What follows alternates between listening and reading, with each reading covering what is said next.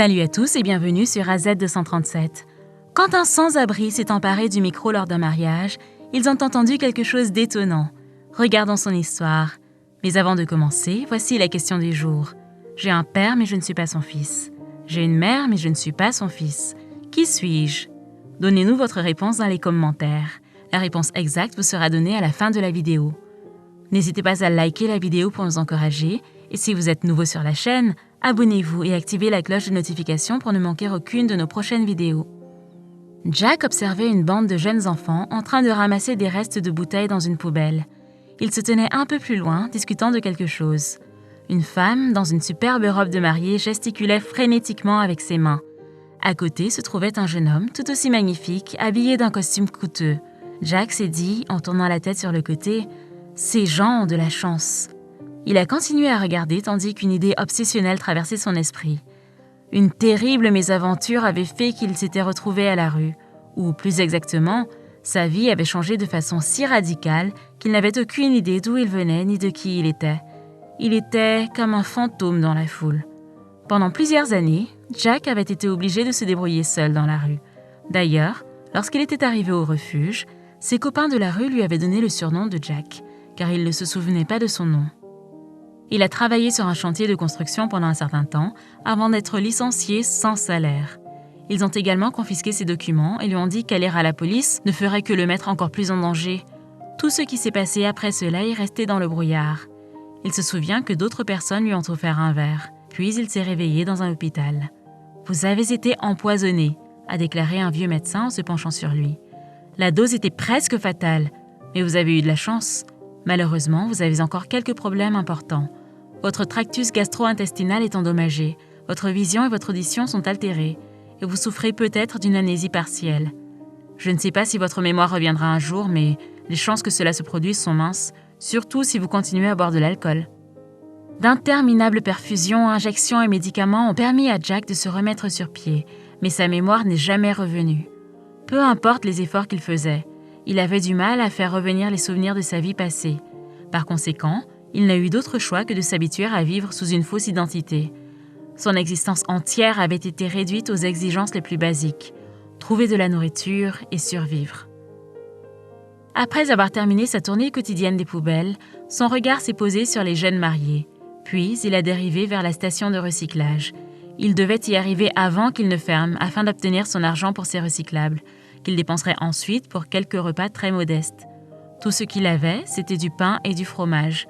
Mais il arrivait de temps en temps à acheter du poisson en conserve, ce qui était un grand festin pour lui. Jack est descendu au refuge et a rapidement fait son rapport à Nicolas, le chef des sans-abri. « C'est tout ce que j'ai pour aujourd'hui. J'ai aussi pris quelques miches de pain, » a dit Jack. « Excellent travail. Fais une pause. Monica est en train de faire de la soupe. Nous allons bientôt prendre le relais, » dit Nicolas en jetant un coup d'œil au contenu du sac de Jack. En hochant la tête, Jack s'est approché de Monica et lui a tendu doucement 2 chocolats en disant « C'est pour toi. J'avais un peu d'argent de côté et je voulais t'offrir une petite gâterie. »« Merci beaucoup, chérie. Tu es vraiment gentille. Que ferais-je si tu n'étais pas là ?» La dame a souri et a caressé sa main dans les cheveux de Jack. Elle s'est assise à côté de Jack après avoir versé la soupe dans des mugs pour elle et son copain. « Pourquoi es-tu si déprimée? Est-ce parce que tu n'as pas reçu assez d'argent? » ?»« Non. Aujourd'hui, j'ai été témoin d'un couple de jeunes mariés heureux et cela m'a fait me sentir mal dans ma peau. Après tout, nos vies sont comme des marécages. Si vous atteignez ce stade, vous serez aspiré et il n'y aura pas d'issue, » a dit Jack. « Jack, s'il te plaît, prends un peu de soupe. Tu as probablement faim, ce qui te pousse à t'inquiéter excessivement. Ignore tout. Tu es là où tu es et eux sont là où ils sont. Vis simplement ta vie du mieux que tu peux. Tu es bien conscient qu'il n'y a pas de retour en arrière possible. » a répondu la femme, et Jack a simplement haussé les épaules. « Je ne suis pas sûre, mais j'aimerais me souvenir d'au moins une partie et le reste me reviendra, » grimaça légèrement Jack en posant une paume sur sa joue. Les jeunes mariés ont souhaité la bienvenue à leurs invités avant de se rendre à l'esplanade. Le marié a proposé d'aller retrouver ses parents après la séance photo car il faisait beau. « Je vais simplement m'arrêter un moment. J'ai quelque chose à leur rappeler. Dis-moi que tu n'es pas encore en colère contre eux, » demanda Philippe. Anna détourna son regard sur le côté pour cacher son expression légèrement mécontente. « Ce n'est rien de grave, mon chéri. C'est simplement que leur réaction à ta décision m'a stupéfaite. Je suis consciente que tes parents sont opposés à notre mariage, mais tu es leur fils, et si cela te rend heureux, ne devrait-il pas être heureux pour toi ?» dit Anna. Philippe demanda au chauffeur de s'arrêter près du restaurant. « Commençons par un verre. Pour être honnête, je ne les comprends pas, mais tu sais déjà à quel point ils sont conservateurs et comment ils ont tendance à être rigides quand il s'agit de certaines choses. J'espère que tout se passera bien aujourd'hui. J'en ai assez des préparatifs de mariage et de gérer leur taciturnité. Je craignais de devenir folle, mais il semble que j'ai gardé ma santé mentale. Qu'ils soient d'accord ou non, nous pouvons enfin recevoir notre contrat de mariage aujourd'hui, » a-t-il dit sur leur chemin. « Mon chéri, je suis si heureuse !» Anna rit en essayant de ne plus penser aux problèmes des parents de Philippe. Madame Bernstein, la mère de Philippe, n'était pas d'accord avec le choix de son fils. Elle ne se retenait pas d'exprimer son mécontentement, ignorant la présence d'Anna. « De tels mariages sont rarement agréables, mon fils. Tu dois choisir une femme de ton statut social. » Ils étaient très aisés et très reconnus dans la société. Ils pensaient donc que leur fils devait épouser une personne de même statut. Et le père de Philippe était d'accord avec sa femme. Il a même menacé de ne pas assister à leur mariage. Mais finalement, Philippe a réussi à persuader ses parents de reconsidérer leur décision. Les jeunes mariés se sont rendus chez les parents du marié après avoir chacun pris une boisson. Ils sont arrivés 20 minutes plus tard, et tandis qu'Anna était toujours assise dans le salon, essayant de rester calme, Philippe était dans la cuisine discutant tranquillement avec sa mère. « Tout ira bien, mon fils. Ton père et moi avons prévu un cadeau pour toi. Tu t'en souviendras toute ta vie. Tu vas l'adorer, » déclara Madame Bernstein en regardant en direction de sa belle-fille. « Cela vient du fond du cœur et cela va certainement contribuer à mettre de l'ambiance. » Philippe n'a pas demandé quelle était la surprise. Cela ne le dérangeait pas d'être surpris. Lorsque la mère du marié a demandé à sa belle-fille une discussion tranquille dans la cuisine, la tension s'est légèrement relâchée. Anna était nerveuse, mais elle s'est ressaisie et s'est préparée à la conversation.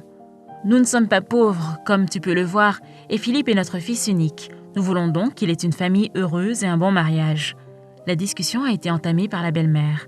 Anna pensait que la femme allait encore l'embarrasser et se moquer d'elle, mais Madame Bernstein a fait le contraire de ce qu'elle attendait. « Nous avons décidé de ne plus interférer dans votre relation.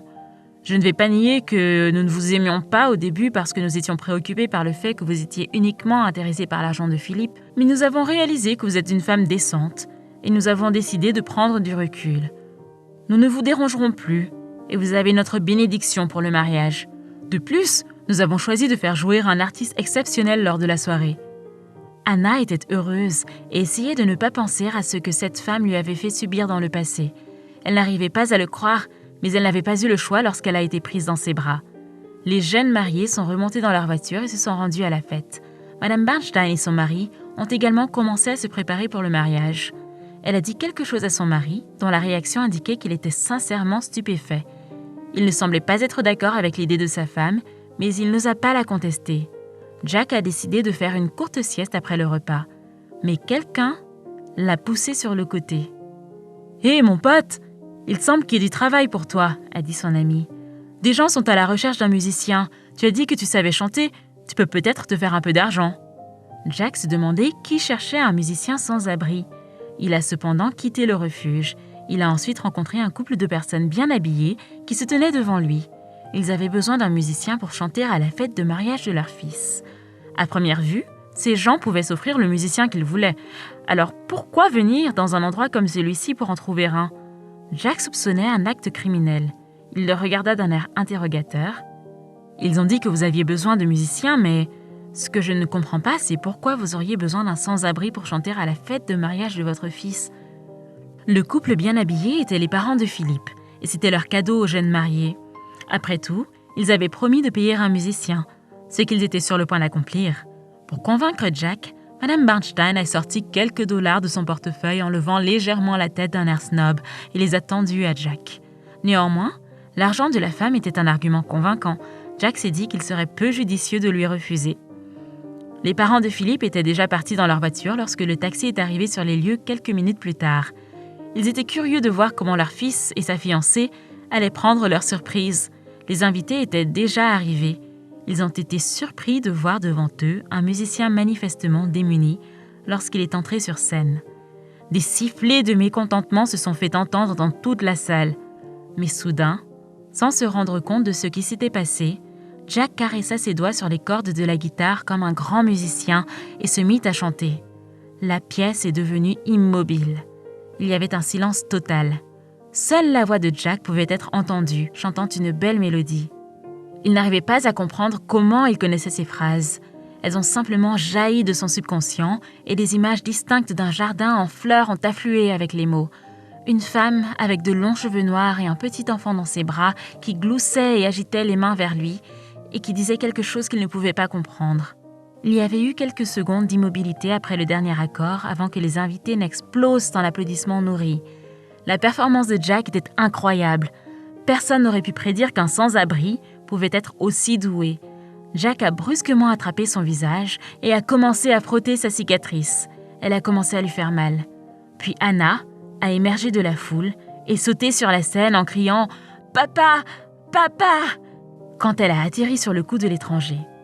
Quelque chose s'est brisé dans le cerveau du sans-abri alors qu'il tenait sa fille. Il pouvait maintenant voir clairement l'image de sa famille. Il avait anticipé ce moment depuis longtemps.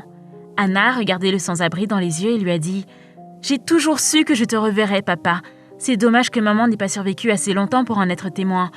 Je ne t'aurais pas reconnu s'il n'y avait pas eu la cicatrice sous ton œil droit. » Jack a découvert par sa fille que sa femme, Léa, était décédée dans un accident de voiture. Mais elle n'avait jamais perdu l'espoir que son mari, Patrick, revienne un jour à la maison. Malheureusement, cela faisait 7 ans qu'il avait disparu et beaucoup de ses proches avaient abandonné l'espoir de le revoir un jour. Jack a pris le visage de sa fille dans ses mains chaudes et lui a murmuré « Merci, ma petite fille, de ne pas avoir perdu l'espoir de me revoir. J'ai eu des problèmes et j'ai perdu la mémoire pendant un certain temps. J'ai essayé de me rappeler qui j'étais et d'où je venais pendant des années. Vous vouliez me déshonorer ? Vous n'êtes même pas parents. Que pensiez-vous exactement qu'il allait se passer ?» cria Philippe à ses parents. « Ça n'a pas marché comme vous pouvez le voir. Votre complot maléfique s'est avéré fonctionner en notre faveur. Je pense que vous nous devez des excuses maintenant. » À ce moment-là, les parents du marié n'ont eu d'autre choix que de s'excuser auprès des jeunes mariés. Malgré ce malentendu, la fête de mariage s'est poursuivie et les invités ont demandé à Patrick de chanter quelques chansons supplémentaires. Anna a accompagné son père plus tard sur la tombe de sa mère. Le type aux cheveux gris ne pouvait s'empêcher de pleurer en regardant l'inscription gravée. Il ne pouvait plus revenir en arrière. Rien, pas même le temps, ne pourrait ramener sa famille. Mais Patrick était satisfait de ce qu'il avait. Quelle est votre opinion au sujet de cette histoire? Dites-le nous dans les commentaires. Et maintenant, la réponse à la question du jour. Leur fille. Bravo à tous ceux qui ont trouvé la bonne réponse. Nous voici arrivés au terme de cette vidéo. Merci de l'avoir regardée jusqu'à la fin. Surtout, n'oubliez pas de la liker et la partager autour de vous. À très bientôt sur AZ237.